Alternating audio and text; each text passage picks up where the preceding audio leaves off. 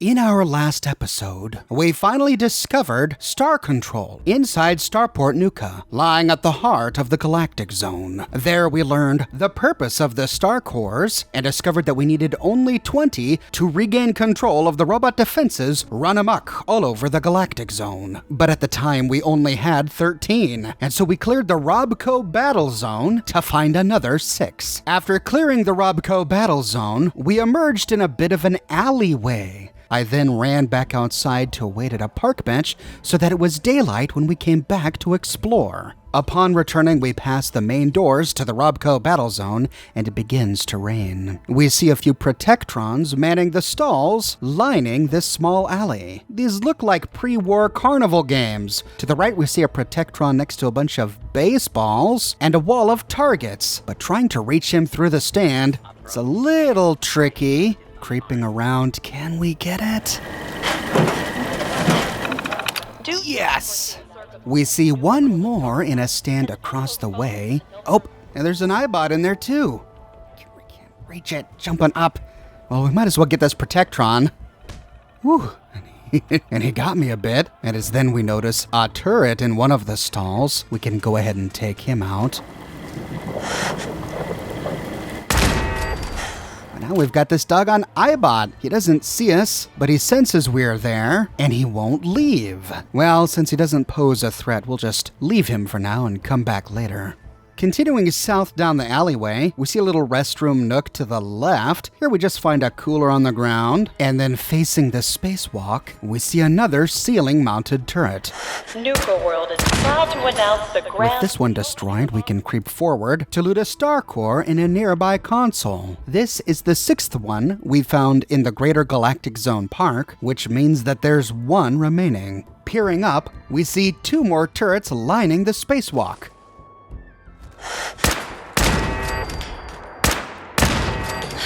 The skeletons on the ground tell us that perhaps some of the patrons of this park got gunned down by these turrets. As we continue to climb, we find 2 more turrets at the end of the spacewalk. I crawled over to this trash pile to loot this wreckage. Oh, wait a minute. That's not wreckage. Oh man, I am really lucky he didn't find me. Being extra cautious, as we exit the spacewalk, we arrive on a large platform connected to many of the other sections of the park. We see a skeleton face down on the ground before us. She was likely shot in the back while fleeing, and turning right, oh, hey, check it out, I think I know what that is. Putting on our Cappy glasses. 8 clues. Almost done. We are well on our way. Hopefully soon, Sierra Petrovita will tell us what this is all about. With this corner explored, we can move south, but it looks like the shade that has been concealing me ends right here, so I'm taking a big risk by stepping out here. Overlooking this last bit of the park, we see a vendor stall down there.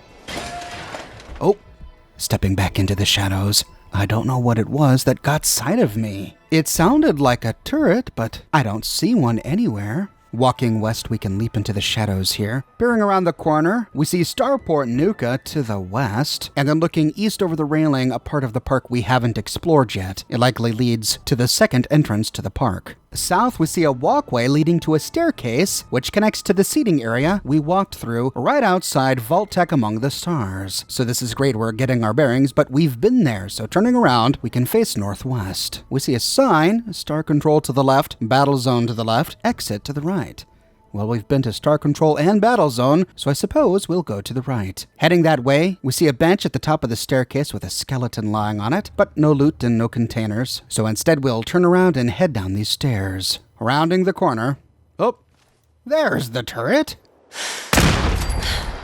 It must have heard me as I walked on top of it, but after destroying the turret, we still see the caution meter up, which means there must be an enemy nearby. Heading down the stairs, we'll quickly slip into the shade, peering right.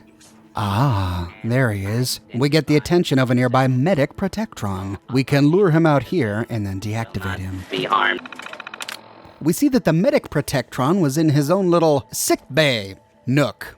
There are 2 Protectron charging pods here, one of which has a destroyed Protectron inside. We find some mentats on a table, a first aid kit with some chems inside, and some chems lying on a table next to a stretcher, which still has a human corpse.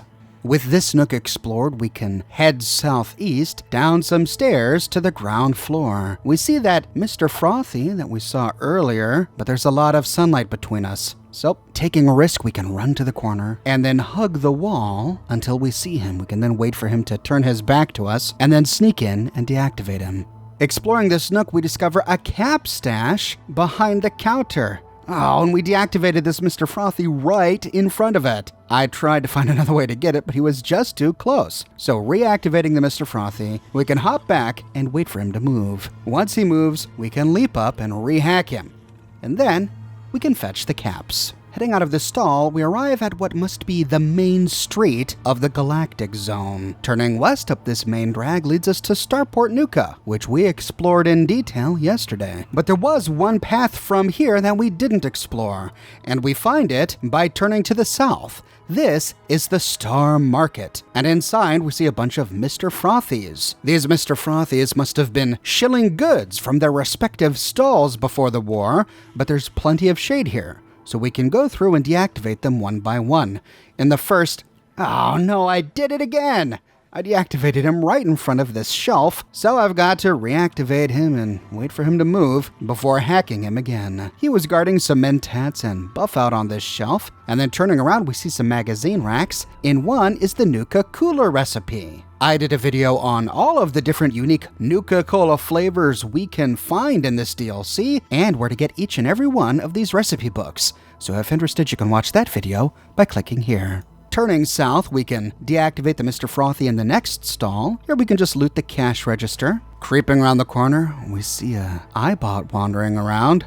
Oh, and what's that? 2 ceiling-mounted turrets. Oh, and they got a whiff of my scent. So backing all the way up, we can take out one.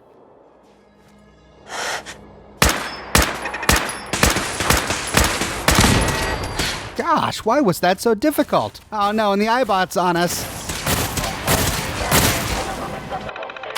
Oh, thankfully we can deactivate him really quickly, but now we've gone and ruined our stealth. We've got a Mr. Frothy hunting for us. We can wait for him to swing close.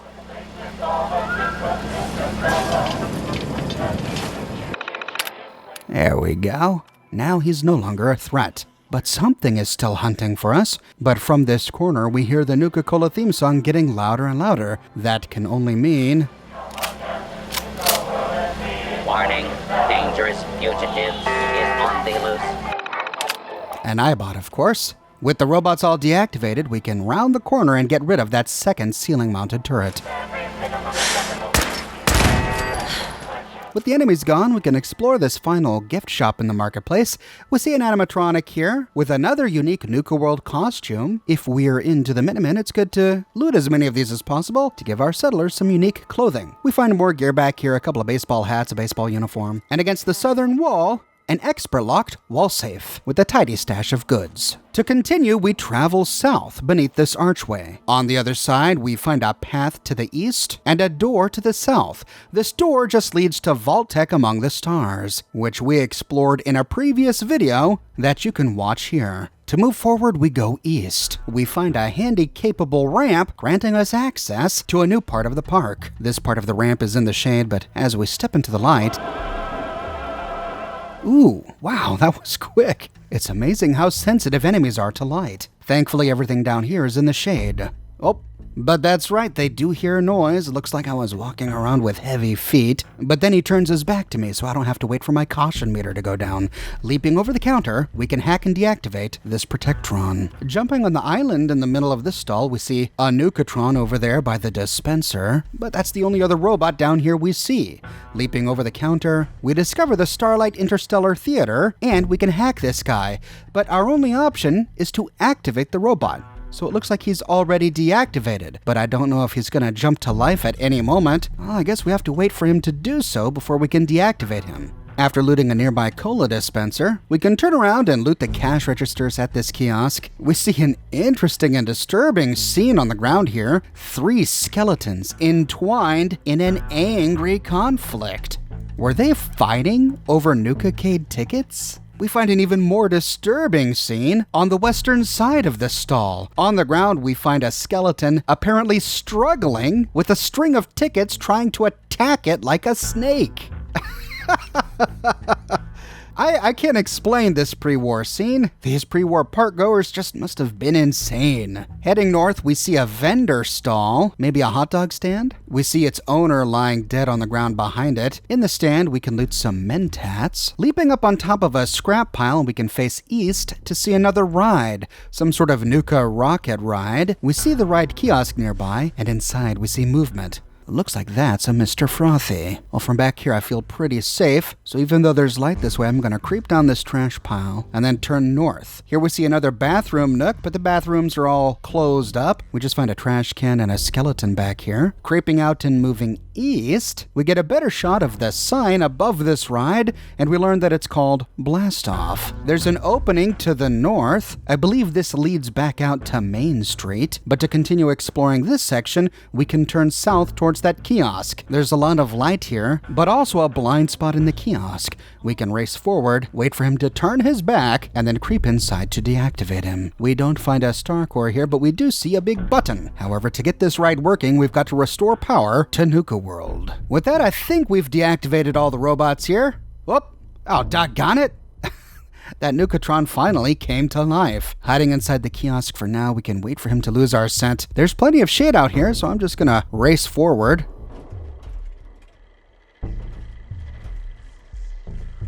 Well, he did catch a whiff of me, but he can't find me. So waiting for him to turn his back, we can creep up and deactivate him.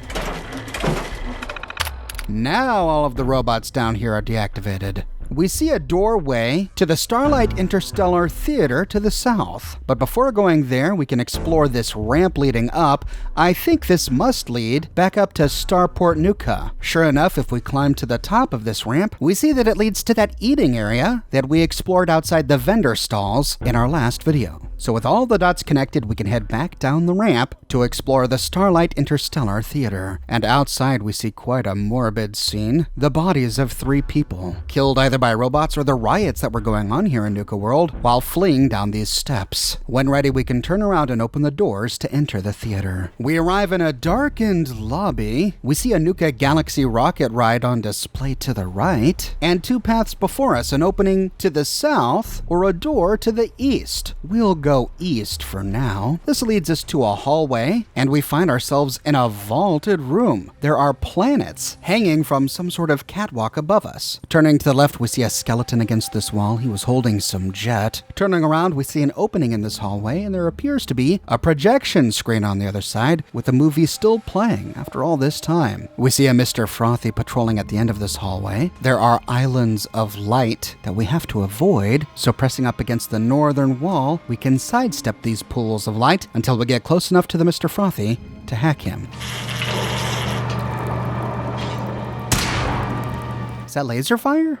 We see a Galactron shooting at something in a nearby bathroom. Oh, and above us is a ceiling-mounted turret. I don't want to risk shooting it now with a Protectron nearby, so instead we'll wait for him to turn his back and then creep in and deactivate the Galactron Usher. In a stall next to this guy is a skeleton leaning against a toilet, surrounded by chems. Ooh, and his head is still moving. We can loot quite an assortment of chems on the ground nearby. We even find a Calmex in a first aid kit on the ground. The rest of the stalls and urinals are empty, and turning around, we can loot the wreckage of a Galactron Usher, and in a hole in the wall, we find the corpse of a traitor, and he's clutching a star core. We learned that there are 4 star cores we need to retrieve inside this theater, so 3 more to go. With the Galactron deactivated, we can safely destroy this turret. Heading across to the women's bathroom, we find some bobby pins and soap on the sinks, and we see 3 stalls. Inside one is a novice-locked tool case. Inside the other, oh, what's this? Fans of Fallout 3 might interpret this as an homage to the Plunger Room of Death, which we find in an unmarked location called The Shelter in the Capital Wasteland. In the shelter, we walked away with 49 plungers, and in this stall alone, we get 16. It's either a reference to the Plunger Room of Death, or Bethesda just really loves their plungers. I went ahead and looted them all because I really wanted the rubber. And great for armor and power armor repairs. I wanted to see if there was anything in the toilet, so I sadly had to get myself in a compromising position with this skeleton. Sorry, lady. But after all that effort, sadly we didn't find anything in the toilet. But that's it for the women's restroom, so turning around, we can head out. We can peer up and see those planets hanging from the catwalk above. I wonder if we'll find a way up there later. But to continue forward, we need to go through the archway into the theater. We see a very familiar film being played on the screen. Night of the Fishman's Revenge. We first saw this film being played in the Far Harbor DLC. It was one of the 2 films being played at the Eden Meadows Cinema when we found it. I played the whole thing in my video dedicated to that location, which you can watch here. So we won't stop to watch it now. We see a Mr. Frothy waiter by one of these rocket seats. After deactivating it, we see that these are the seats patrons would have sat in to watch the movie and eat their food. It was a combination movie theater restaurant, which honestly sounds like a lot of fun. Instead of walking right in front of the screen, that's likely to get me killed, we'll explore this thing in strips. I'm gonna go west down this darkened strip first. We don't find anything else in these rocket cars, but at the back, we find a bar, and it's being patrolled by a unique sentry bot named Startender. Of course, because bartender, Startender, right? And this, ladies and gentlemen, is why I'm hacking these guys. I would hate to lose the Startender forever, so I'm gonna hack him, deactivate him, and someday I'll come back to reactivate the Startender when he's nice and peaceful. Behind him, we find the second star core. On the eastern countertop, we find the Nuka Void recipe. There's a cooler on the ground behind Startender, but nothing interesting inside. And to continue, we can go to the southwestern corner of this room. We see an opening back out to a hallway. Let's see, where does this lead? There's a pathway to the north. I think that goes back to the lobby. Sure enough, it does. So turning back around, we see a pathway to the east and an elevator here, but we'll ignore them for now because I want to finish exploring the theater. Moving north, we can loot some Nuka-Cola on one of these tables, and then sneak up behind this final Mr. Frothy and deactivate him. I think that's all of the robots for now, but you know what? I want to play it safe. I don't know what's on that catwalk above us. We can loot a Nuka-Cola orange on a nearby table. We find a Jangles the Moon Monkey in the seat of one of the rocket cars, but there's really nothing else much in here. So we can leave by heading out the southern opening. This leads us to another hallway with a catwalk above us and more of those dangling planets. There's an elevator to the east. We'll go there in a second. For now, I want to explore this hallway to the south. We find 2 bottles of Nuka-Cola on a cart, a Nuka mixer station to the west, and then to the east, this looks like it must lead to the kitchen. We see one Nuka Frothy in there, and we can hack him by peering over this countertop. But he's not alone. We see a ceiling-mounted turret in each of the corners against the eastern wall of this room. Tagging one. We can then try to tag the other. Oh! Well, I'm glad I tried to do that from a distance. There was flammable gas in there that I didn't even see. But it looks like I missed the laser turret. I can't shoot through that small crack. So instead, creeping around this counter... Got him.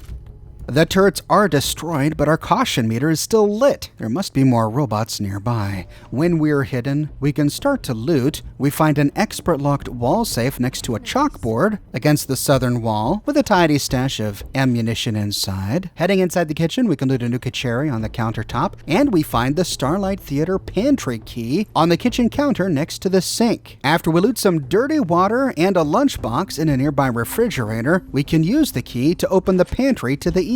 Inside, we find another turret. And we're hidden. Okay, so that was the last guy to get. Inside, we find the third star core, and we can pick up an ice-cold Nuka-Cola Victory in a fridge that has no door. Which of course begs the question, how is this still ice-cold? And we find more ice-cold cola in the fridge next to it, also without a door. But strangely, 2 room temperature Nuka-Cola in the cooler, sitting in the same fridge. Bethesda logic for you. Turning around, we can loot some wine on the shelves, and we see meat hanging conspicuously in the corner. That's some big pink jerky. When done, we can leave the kitchen and then turn right to tag the door to the elevator. Heading inside, we can open the hatch to watch it go up, and at the top, we find ourselves in a catwalk. However, we immediately give ourselves away. That's because we're standing in light inside this elevator. So hiding in the corner, we can wait for our caution meter to go down and then creep out into the darkness. We see a Galactron walking around up here. We can race forward quickly to hack him. All right, now to explore. We'll start by going to the northeast next to the elevator, peering over this railing. Ah!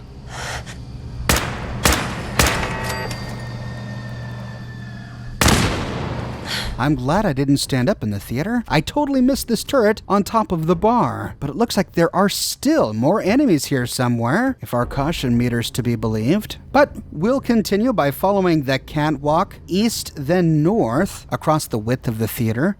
It then turns west and splits. We'll take the left split for now. This split goes across the middle of the theater and ends on the other side next to that Galactron we hacked. We can turn west, but this is a dead end. Or we can go back and sneak past the Galactron to go around this planet. This ends at a console. All we find here is a Nuka Wild. And then that's a dead end. So we need to turn around and head back north. If we turn left, we see some windows over there. Okay, I think that's where we need to go. Back at that split against the northern wall, we can turn left to find a door. This brings us downstairs and into that room we saw on the other side of those windows. As soon as we enter the room, Powering up.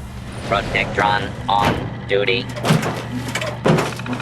but we can quickly deactivate him. And with that, I think I've got everything. So, standing up in confidence, we can face east where we see the final star core in the console.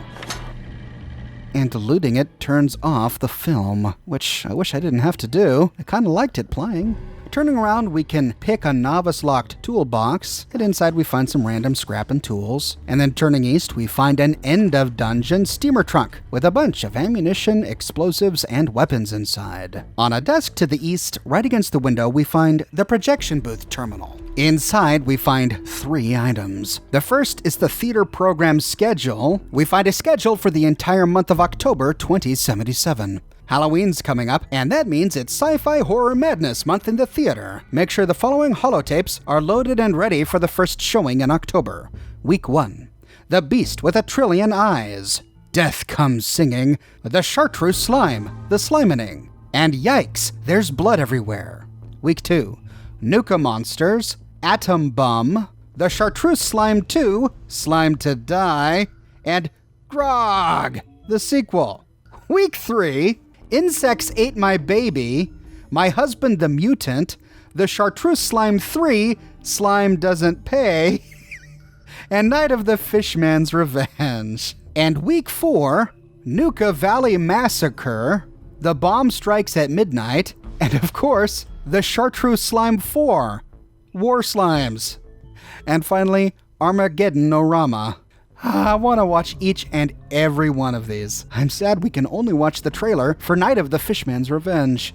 Backing out of the schedule, we find Memo from Management number 92. I want all of you lazy jerks to get off your butts and clean the theater after each and every showing. I came into the theater this morning, and several of the rocket pods were filled with trash, empty Nuka-Cola bottles, and who knows what else. Nuka World doesn't pay you clowns to watch movies all day, they pay you to work. And the final one, Memo from Management number 97.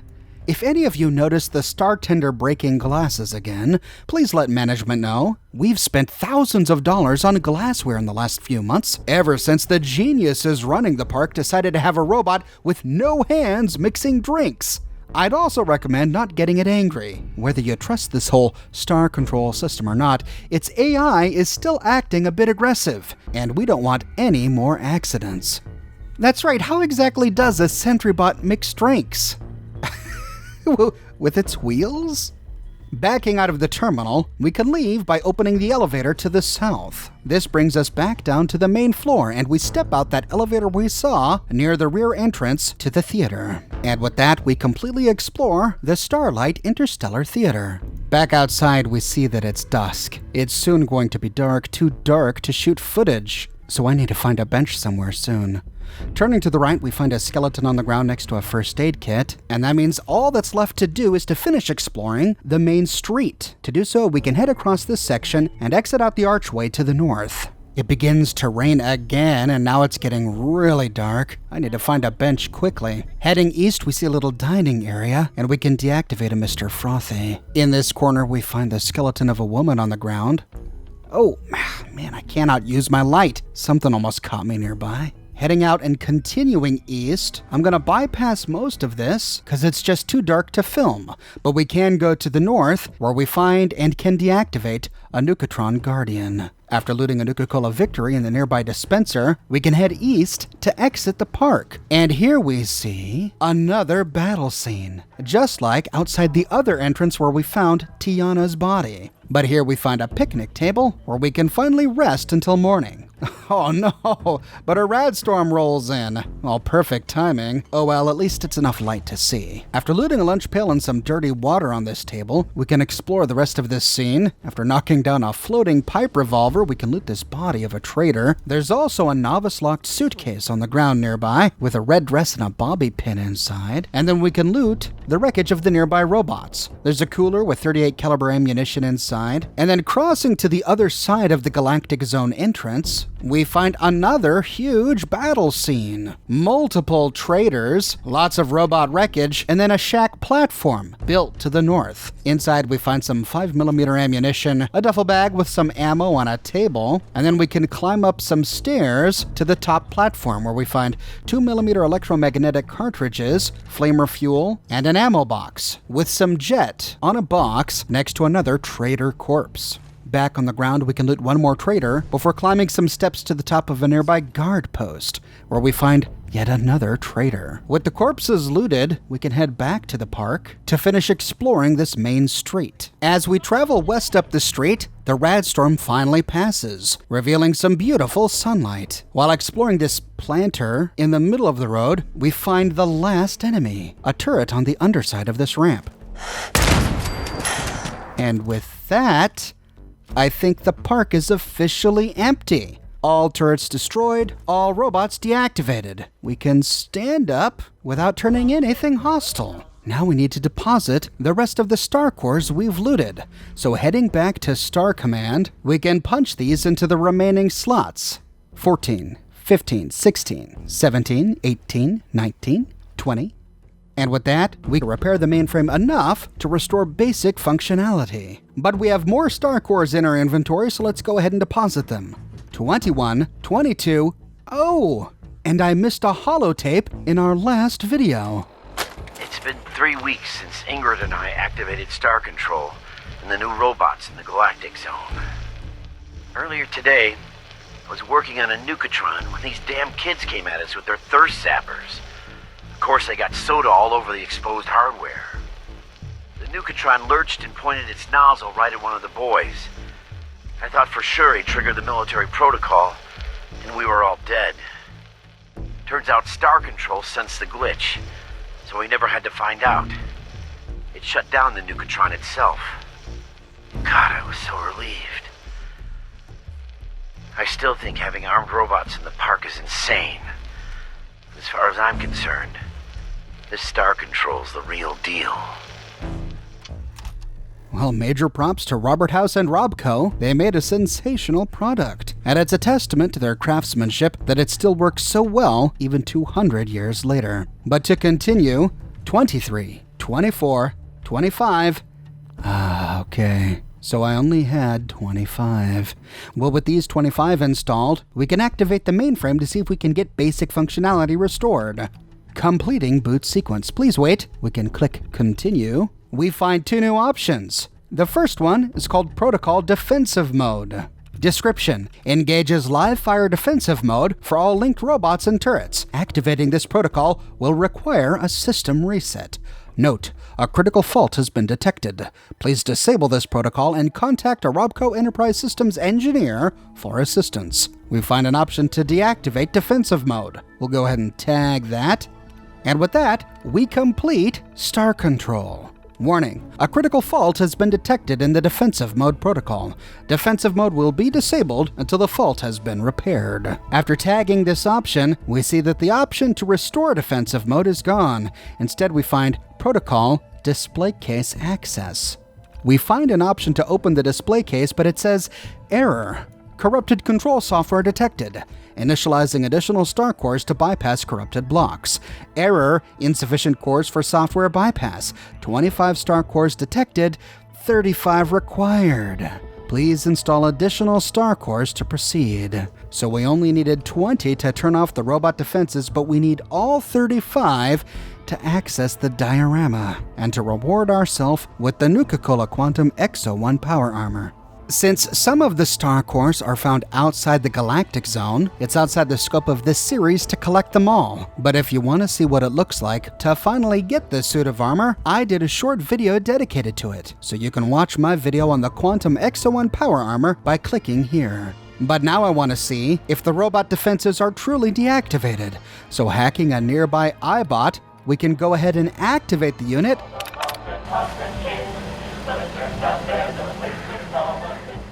Hooray! It flies off harmlessly! I was thrilled at this point. As I'm sure you can tell, my strategy worked. The entire reason I was deactivating all these robots is because I wanted to reactivate them after I secured the park. That way there would still be some movement, some life, for lack of a better word, in the park after completing the quest. At this point, I went around and reactivated all the robots. Also, because I covered Vault-Tec Among the Stars in a different video, in this playthrough I hadn't explored it yet. But with the robots deactivated, it made exploring Vault-Tec Among the Stars so much easier. So I went ahead and went through the attraction to collect all of the star cores. Back at Star Command, I can install these star cores: 26, 27, 28, 29, 30, 31. Then we can head back to the mainframe to see where the rest are. Viewing the star core network, we see that we've gotten almost all of them. There are 3 outside the Galactic Zone, but since I've cleared every single park by now and done a video dedicated to each, that means that the last 3 outside the Galactic Zone must be in Nuka Town, USA, which I have yet to make a video about. So we'll save those 3 until I complete that series. But then it does say that there is 1 left in the Galactic Zone. Where on earth could that be? Well, it's frustrating. Heading up to the top level of Starport Nuka, we see that elevator that we still can't access. This button will not work until we restore power to Nuka World, which we don't do until completing the final main quest of the Nuka World DLC. So I'm gonna save this for another episode until after I complete that final quest. But I will show you what's up there. Toggling the free cam, we can zip on up. We find an observation platform, and in a console, sure enough, the final star core. This is intentional. Bethesda didn't want to reward us with the Nuka-Cola Quantum Power Armor until after we complete the primary quest of the DLC. But with that, we complete our goal. We cleared the Galactic Zone, and we spared every robot possible. Now, we can raise the Raider flag of our choice from the flagpole and give the parks over to the Raiders. Or not. With all of the parks clear, we'll continue this series by finally restarting power to the Nuka World Park and resolving the conflict here. But that is for a video another time, another day. I publish many videos each and every week, so if you want to make sure you don't miss the next episode in this series, be sure to subscribe and to click that bell notification button. I've got a brand new shirt in the shop, folks. Mankind Redefined. Here we see Da Vinci's famous Vitruvian Man, but he does have a rather synthetic side to him. You can find this beautiful image on shirts that come in a wide array of colors and in a variety of both men's and women's sizes. The design also comes in a bunch of other stuff: mugs, posters, pillows, prints, etc. So if interested, you can find a link to my shop in the description below, or you can click here. If you like what I do and you want to support me in a more personal way, consider becoming one of my patrons on Patreon. But more than anything, I'm just so glad you're here watching this video with me today. Thank you so much for watching, and I'll see you soon with a brand new video.